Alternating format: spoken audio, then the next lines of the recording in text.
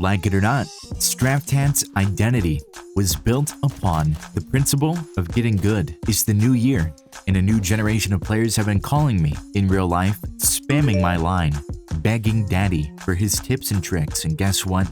Like always, I am in fact pregnant, and I will deliver. For this video, we're going to split things up into 4 different categories. Category number 1, general tips and settings. Number 2 is movement. Number 3 is weapons. And lastly, number 4 is top secret hacker information. Tip number 1. You should almost always be hosting your own lobbies. Host advantage is an undeniable truth in this game. You can grab guns quicker, you can see your opponents faster, and you can race to any location more speedily. No matter how minuscule the ping difference, you're always at an advantage if you're the host. However, as soon as the opponent's ping reaches a level of at least 100 or greater, it's time to go, alright? It's time for daddy to leave. At this point, do not be afraid to kick or ban people with super high ping, as let's be honest, you're going to be doing them a favor as well. Dying around corners in mysterious ways is fucking miserable, so just don't play into it. It's not worth it. High ping situation, exit immediately. Number 2, create a playlist of maps that you enjoy, anywhere between 25 to 50 different locations, and explore those maps in exploration mode. Go ahead and take the time to learn them inside and out. Discover yourself some new hiding spots, and of course, create routes for yourself to get the weapons fast. My specific playlist, which is about 50 maps, I know that thing like the back of my hand. Believe it or not, I do like to have fun though, so I put in some silly maps here and there. You know, I like to get a little bit silly, but truth be told, most of them are semi-competitive 1 versus 1 maps that I know I'm good at. Okay, let's go ahead and press the escape key and make our way to the settings. Having a wider FOV, but not completely maxed out, is usually encouraged. I personally play on 100 field of view. Something to note is that the gamer, aka the #1 player in STRAFTAT, plays with an unusually low FOV. It's almost like he's scoped in 100% of the time. That's how low it is. I just thought that was worth mentioning, because you know, if it works for him, it could probably work for one of you. It's also encouraged to have your graphics turned all the way down for maximum performance. There are some graphical settings I do believe you should almost always have turned off, turned on. As an example, the in-game HUD, the original one, its impact on performance and visibility is a bit too heavy to justify keeping it on, in my humble opinion. So, I recommend turning on the simple HUD. Next, the old classic, motion blur. It's actually not that bad in this game. Truth be told, it ain't that bad, and I do know some people who prefer the look. But guess what, buddy? I'm not one of them. I recommend turning off motion blur if you want crystal clear visuals. Most of the time, I do think that you're going to want to play with outlines on. It makes target spotting an absolute breeze. Blue is a good color for your teammates. Red is a good color for your enemies. If you're going to change the hue of any outline, make sure your crosshair is not the same color. I do believe that yellow and purple are the best crosshair colors. Recommend picking those up if you haven't already. Okay, so I'm like a quarter of the way through editing the video, and I got fucking pissed off with how long it took for me to explain this bullshit. All you have to do, click reduce VFX. It's really good. Turn this option on, it's great. Show speedometer, you want to see how fast you're going, turn this on. It's kind of useful when you're training. Fucking enable static crosshair, that's good. Unless you have problems with recoil spread management, whatever the hell. Crosshair size 0.7 I think is a good range. Don't go anywhere below 0.5. That's all I need to say. Fuck you. If you're a low sense gamer like I am, prepare to get your booty hole blasted wide open in a variety of close range engagements. You're definitely gonna find yourself getting into a couple of scrambles like the one I'm showing here on screen. A fight where you just can't seem to hit the other guy. In moments like these where you're getting hit with the Chip Xanoff ultimate super move, it's best to just compose yourself, set aside your ego, and run the fuck away. I know it goes without saying most of the time, but always try to keep a safe distance from your opponent.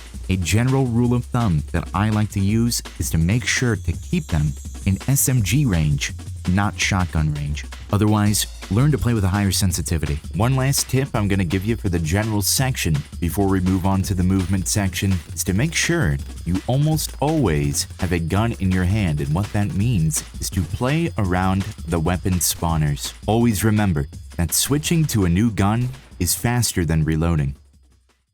Movement tip number 1. Listen closely.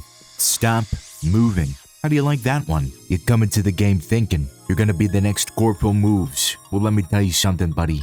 You're not. Corporal's movement guide. I know you've seen it. It's not useful for over 99.9% of the population. I don't even think it's useful to him.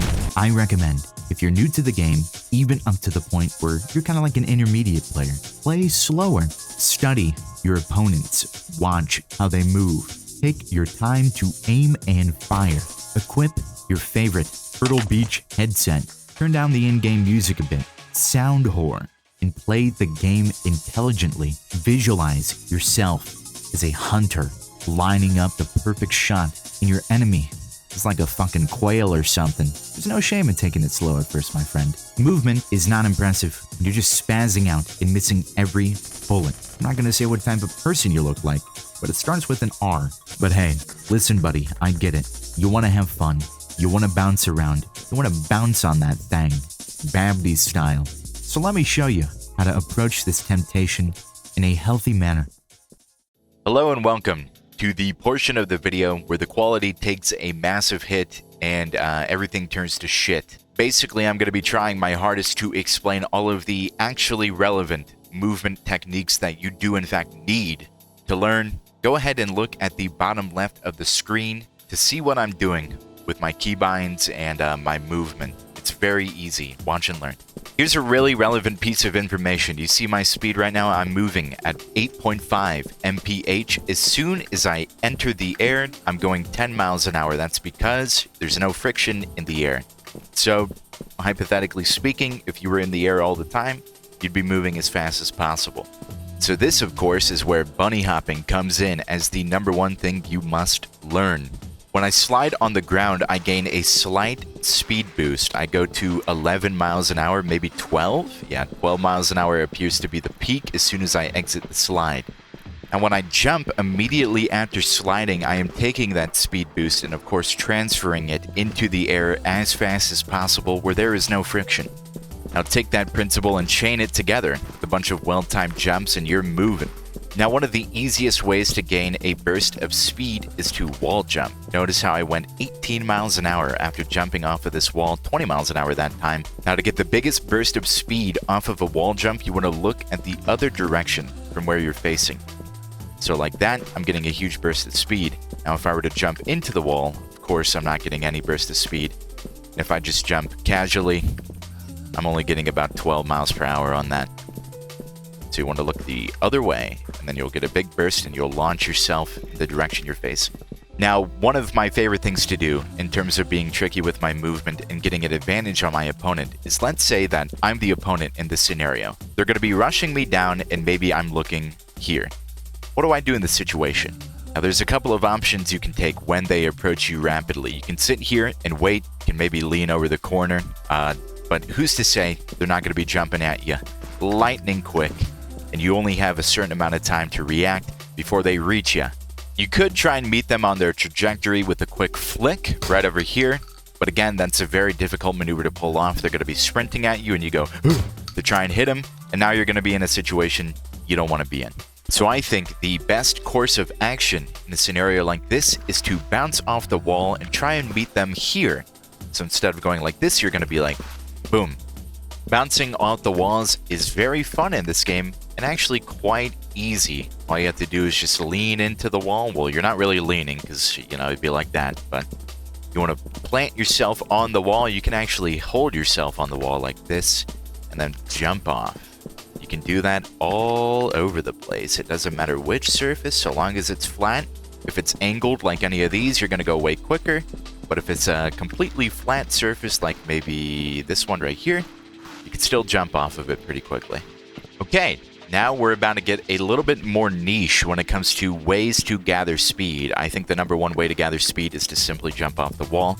However, there is a little bit of technology I'd like to call the G-slide that you can utilize to get that burst of speed that you need. Now, those who are familiar with Call of Duty Black Ops 3, you're going to know exactly what I mean when I say the G-slide, because that was what it was called in BO3. Now, you can take any ledge like this, you can jump up on it, and then slide off of it quickly. Basically, the way I do it is I jump into it, and then I hold down slide, and then it gives you that burst of speed.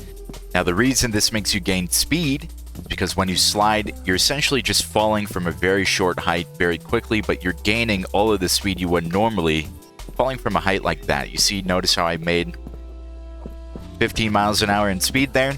I'm getting 17 because I'm falling super quickly off the ledge here. I'm just sliding off the ledge and falling.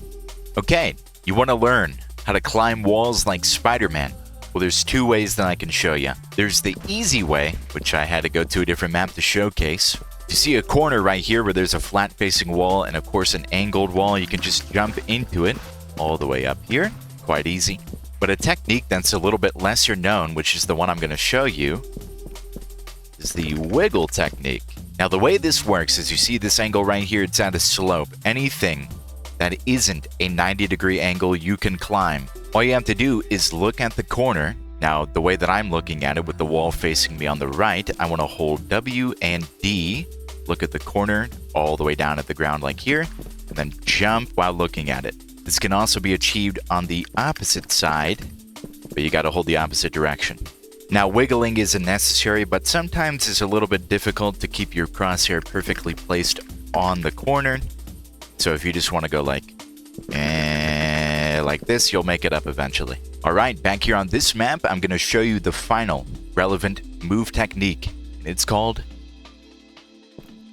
fast falling. Now, unlike the previous wall climbing technique where I showed you, you could do it on either side. This one is dependent on you leaning to the left side only, inching over the edge. And you can even fall down here. I don't know who these guys are, but you can do whatever the fuck you want with fast falling. I'm just going to go ahead and show you guys a couple of unique spots you can enter by fast falling into the void. You don't die. It's really relevant in a ton of maps, so make sure you utilize this technique to trick your opponents.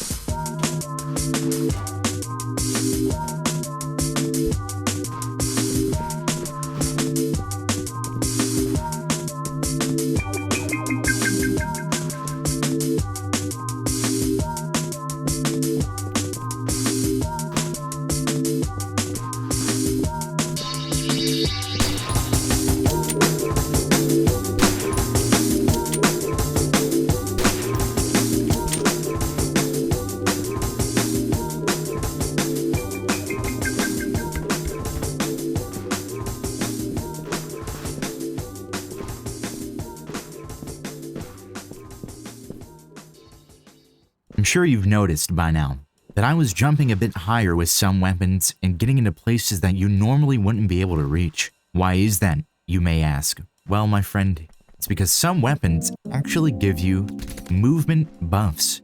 Some effects you can immediately notice, like, as an example, the Bayshore, while others are way less apparent. I'm going to quickly go through all of the weapons that do not give you an immediately noticeable effect, but do in fact have a movement buff applied to their pickup, just so you guys know what to look out for.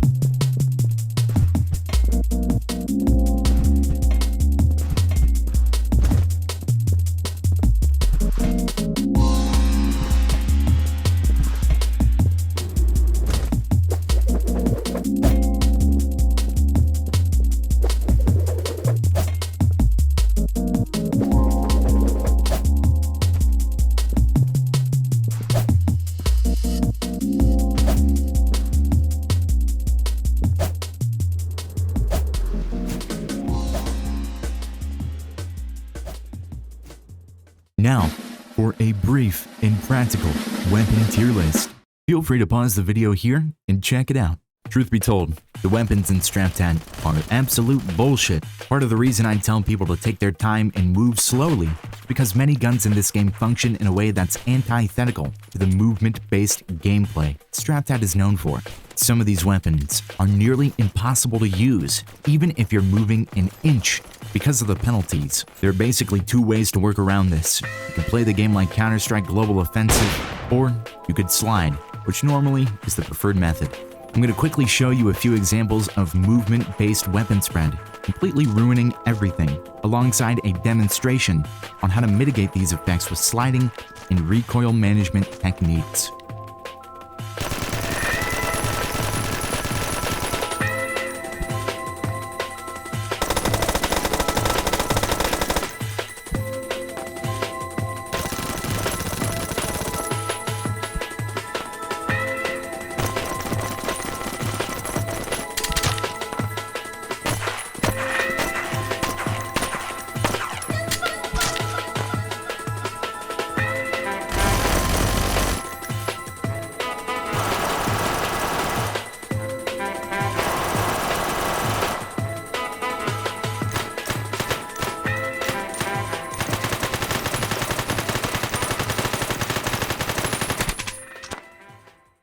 As I was making this video, I realized that the barrel probably deserves its own section.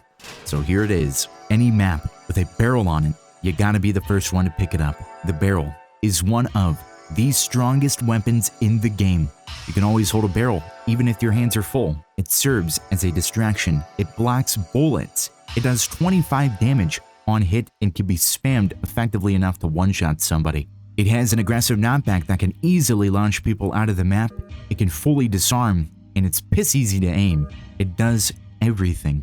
You can also use it as a movement tool by performing the actions I'm showing you here on screen. By spamming mouse 1, F, and jump while on top of a barrel, it makes you slowly fly up.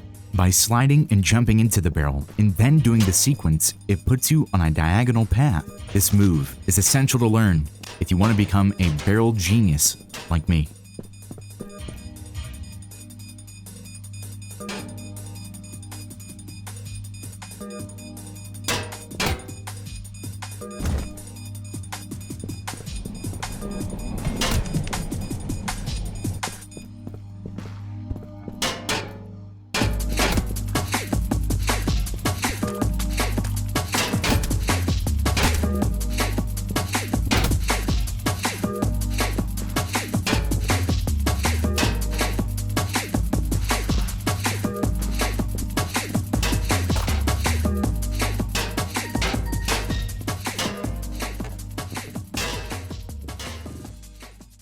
The files have been released. The majority of STRAFTAT's most famous players, yes, including myself, might have traveled to a certain island and did unspeakable things there.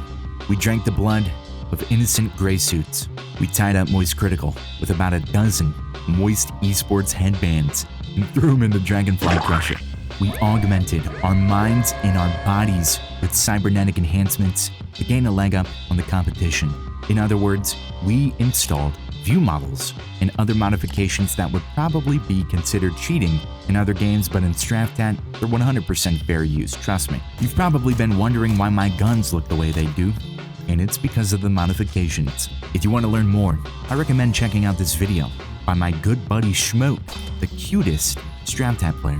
It'll teach you everything you need to know about modding your game just the way you like it, but be warned, once you turn to the dark side, you can never go back.